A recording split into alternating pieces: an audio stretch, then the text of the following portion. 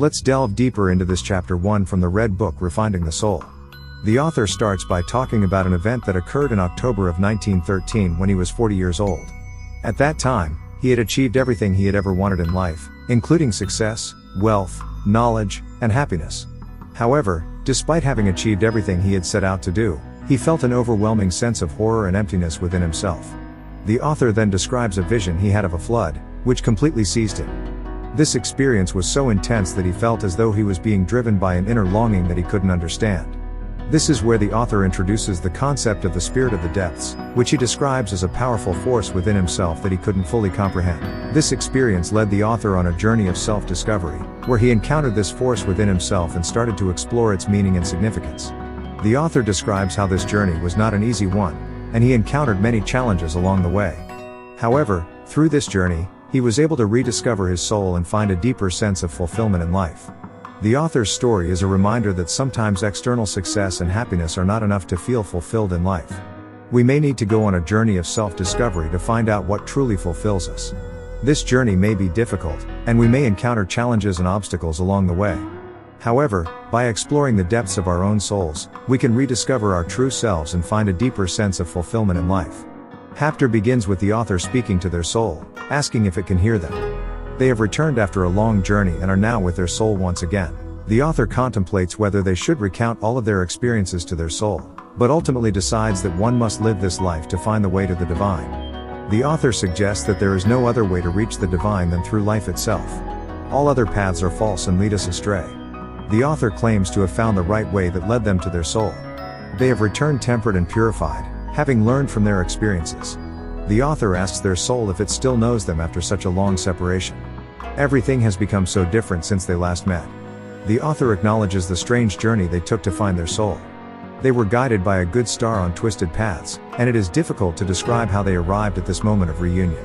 The author expresses joy at seeing their soul again, even though it was almost forgotten. They thank life for all the happy and sad moments, every joy and every sadness that led them back to their soul. In conclusion, the author suggests that their journey with their soul should continue. They will wander together to reach their solitude. This is a powerful statement that highlights the importance of the journey itself, rather than the destination. Throughout this chapter, the author emphasizes the importance of living life, experiencing all its ups and downs. It is through these experiences that we can find the path that leads us to our true selves. The author suggests that the journey is often unpredictable, and it is challenging to describe how we arrive at our destination. Throughout this chapter, the author emphasizes the importance of living life, experiencing all its ups and downs. It is through these experiences that we can find the path that leads us to our true selves. The author suggests that the journey is often unpredictable, and it is challenging to describe how we arrive at our destination. The author's words encourage us to appreciate every moment of our lives, even the tough ones, as they are all part of the journey that brings us closer to our goals. Life is not always easy, but it is through facing challenges that we learn and grow. Furthermore, the author's message of finding the path that leads us to our true selves is a reminder that we should not be afraid to take risks and try new things. It is through exploring and seeking new experiences that we can discover our true selves. This chapter provides valuable insights into what the soul is, how we can lose touch with it, and how we can find it again. The author starts off by sharing a personal experience where he realized that his understanding of the soul was not accurate, and he had lost touch with it.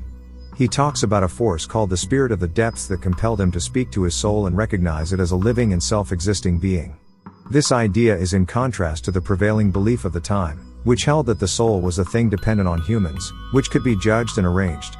The author realized that what he had previously called his soul was, in fact, a dead system, and he had to speak to his soul as if it was a far-off and unknown being that did not exist through him, but through whom he existed. This realization led the author to understand that the human soul cannot be the object of our judgment and knowledge. Rather, our judgment and knowledge are the objects of our soul. In other words, the soul is the driving force behind our actions and decisions, and we cannot fully understand ourselves without first understanding our soul. The author then goes on to discuss how one can reach the place of the soul. He argues that we can only do this by turning away from outer things, which distract us from our inner selves. If someone does not find their soul, they will experience the horror of emptiness and fear, and will become a fool through their endless desires. They will forget the way of their soul and never find it again. They will run after all things and seize hold of them, but they will not find their soul since they can only find it within themselves. This idea may seem paradoxical, but the author explains it by saying that we often confuse our desires for the objects of our desire. We believe that by possessing certain things or achieving certain goals, we will find fulfillment and happiness. However, the author argues that true fulfillment and happiness can only be found within ourselves by connecting with our soul.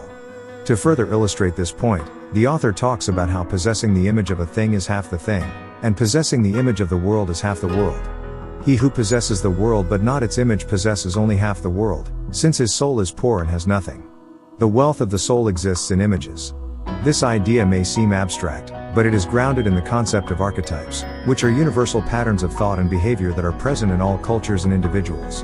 Archetypes are the images that we hold in our minds, and they are a manifestation of our collective unconscious. The author argues that by possessing the images of the world, we can connect with the archetypes that exist within us and find our soul. However, hunger makes the soul into a beast that devours the unbearable and is poisoned by it.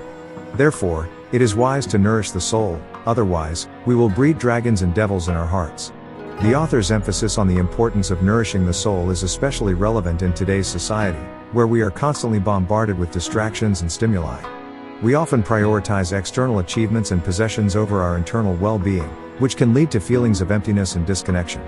To prevent this, the author suggests that we must take the time to connect with our soul and nurture it through practices such as meditation, journaling, and self-reflection. By doing so, we can find a sense of purpose and meaning in our lives and avoid the pitfalls of endless desire and superficial fulfillment.